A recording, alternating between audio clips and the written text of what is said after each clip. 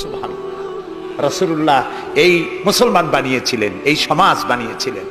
তাই আমি আফসোস করে বলি, মরা মানুষ জিন্দা হওয়ার কোন সুন্নত যদি থাকতো, আর একজন সাহাবী যদি আজ জিন্দা হতেন আর আমাদেরকে যদি দেখতেন, তাহলে চিৎকার দিয়ে বলতেন আল্লাহর কসম, রাসূলুল্লাহ দান্দার মোবারক শহীদ করে সাহাবীরা জীবন দিয়ে যে মুসলমান বানিয়ে রেখে গিয়েছিলেন, আল্লাহর কসম এগুলো সেই মুসলমান না।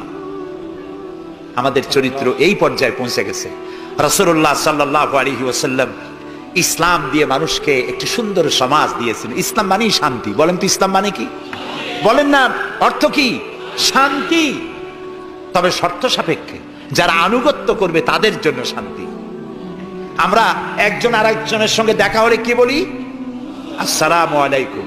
যারা প্রত্যেক দিন প্রতি মুহূর্তে একজন আরেকজনকে সালাম দেয়, সেই জাতি কোনোদিন সন্ত্রাসী হতে পারে?